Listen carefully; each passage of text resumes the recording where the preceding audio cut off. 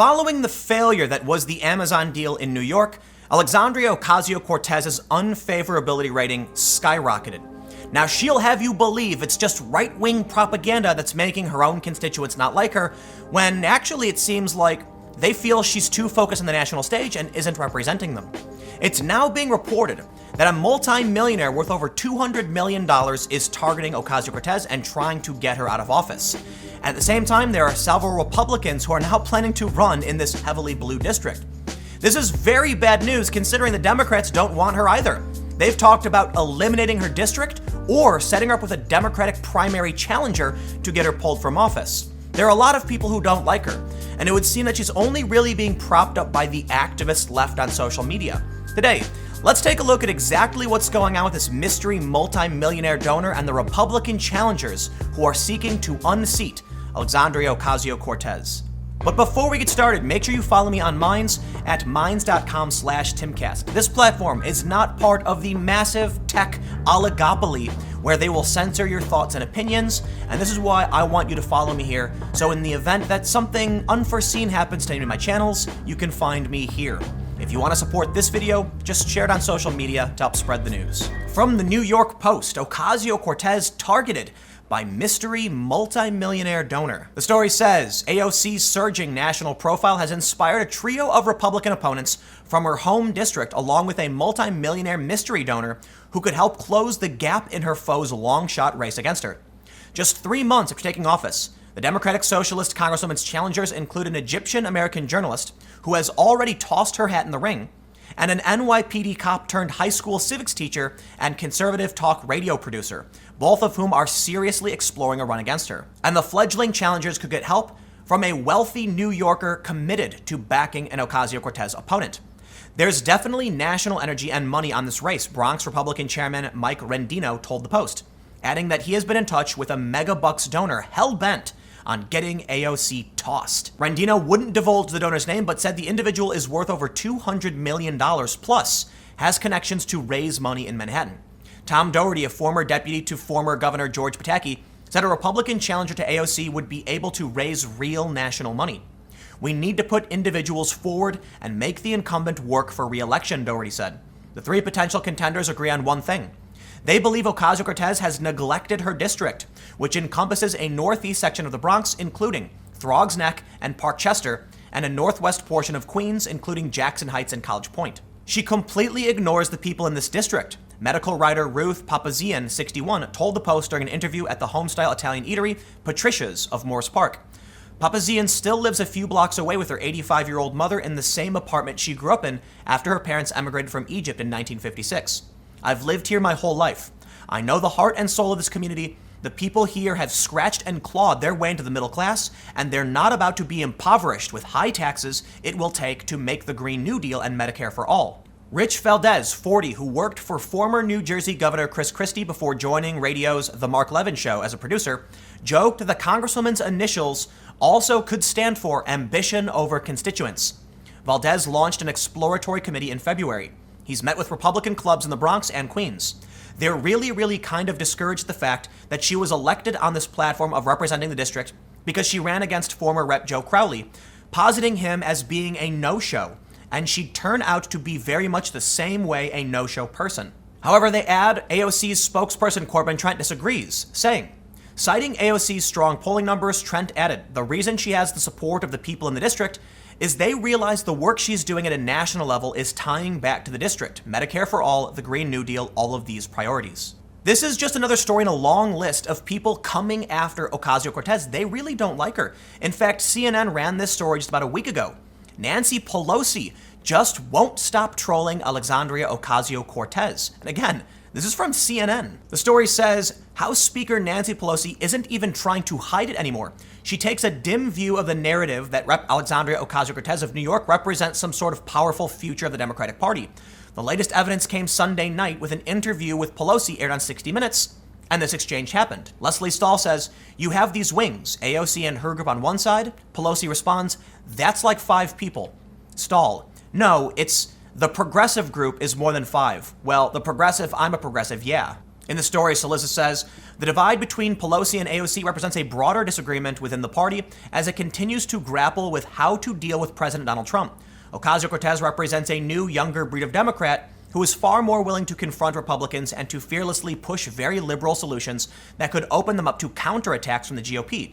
Pelosi is old school, a liberal, yes, but someone who has built a career on realpolitik, finding workable solutions amid a longer game view of politics. So here's the story so far. Not only is Ocasio-Cortez being challenged by the Democratic establishment, potential Democratic primary challengers, she's also facing Republican challengers, and then we saw this story in March.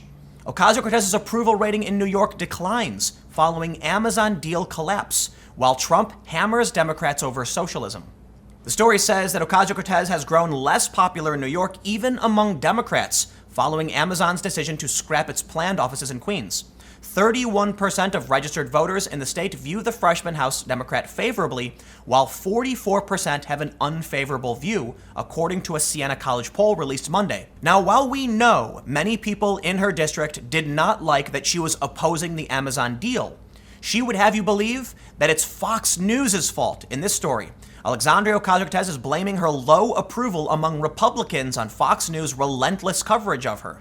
Once again citing the same statistic, that only 31% of respondents in a Siena College poll of registered New York voters released Monday said they had a favorable opinion, and 44% said they had an unfavorable view of her. About a quarter, 26%, said they didn't know or had no opinion of the freshman lawmaker. In fact, in a Gallup story from last month, they talk about how the more people learn about Ocasio-Cortez, the less they actually like her in this post from Gallup. Ocasio-Cortez better known, but image skews negative. While there has been a ton of bad news for Ocasio-Cortez these past few months, things are looking up. The same institution from the earlier poll, Siena College, released this story. Ocasio-Cortez viewed favorably by majority of voters in her district. They say currently she has a positive 52 to 33% favorability rating among voters in her district nearly 3 months into her first term in Congress, and 48% of all voters and 61% of Democrats would vote to re-elect Ocasio-Cortez in 2020, while 39% would prefer someone else, according to a new Siena College poll of New York CD14 registered voters released today. And the data is rather confusing because I'm not sure what they're trying to say here. 48% of all voters is not a majority position. Are they saying all voters in the country? Because I'm not sure why that makes sense. They then say that there's a 52 to 33. It's rather confusing, but suffice it to say, the same institution that said her polls were down are showing they've gone up. So maybe she can recover from this. In fact, many people in her district, that are Democrats at least, overwhelmingly support her positions, which is good news for her. But the Democratic establishment doesn't like her because she got into office using an exploit, Democratic primarying. While it may seem like an exploit, it's actually just how the system is supposed to work, but the system has functioned in such a way that incumbents never really get challenged. Well, Ocasio-Cortez, Justice Democrats, and the other people associated with her faction are trying to upset moderate Democrats, and this is why the Democrats don't like her. But now with Republican challengers, she's getting attacked from all sides. Now, regardless of whether or not she wins, I think there's a bigger trend here in that, as I've said before, Democrats don't want to go far left. They don't. Maybe in her district. But for the most part, unfortunately, Democrats want more moderate policy. In a tweet from Nate Silver, he says, early state Democratic activists have very different views of the candidates than the polls, quite down on Sanders and Biden and not really feeling Beto at all. In one of the images, we can see that when asked who they would not consider supporting, Tulsi Gabbard is number one, nearing 60% of respondents, Sanders at 50%. We can see that many of the more far left-leaning candidates will not be receiving support from early state voters. And we can see that Kamala Harris is number one. In the other image, we can see that according to this data, Kamala Harris is still leading the poll. Share of respondents who said they were considering a candidate or had already committed to support a candidate in the 2020 Democratic presidential primary, and there's Kamala Harris right on top. Now, for those of you who watch my videos, you know that in my opinion, I don't think the far left will really stand a chance, at least not now. They've fractured the Democrats to such a degree, I don't think they will be able to form a coalition that can defeat Donald Trump in 2020, and if they stay on this course, 2024 will likely go to a Republican again. The Democrats, unfortunately, are far too split. And this is reflected by a story in Bloomberg.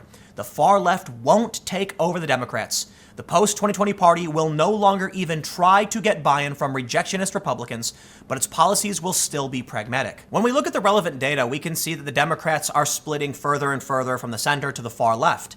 And I've showed many of these graphs many, many times. And what this says to me is that Democrats today are too obsessed with their activist base on Twitter, so they're losing touch with reality. And thus we end up seeing people like Ocasio-Cortez get chased after by these moderate Democrats. They praise the Green New Deal when most Americans that are moderate are saying, no, we don't want this. Now, of course, they'll use polls to try and claim that everyone supports it, but in reality, they don't. Labor unions don't, at least. Republicans don't. So who are they actually representing? There are many loud and vocal activists on Twitter, and maybe that will guide the party into the future. But for the time being, there is not enough unity within the Democrats for them to actually pull forward. Whether or not a Republican, however, will be able to beat AOC in her own district, that's a long shot, and it remains to be seen. But with someone worth over $200 million, and with many people in New York upset over the failure of the Amazon deal, partly due to Ocasio-Cortez's involvement, maybe she will actually get such a strong pushback.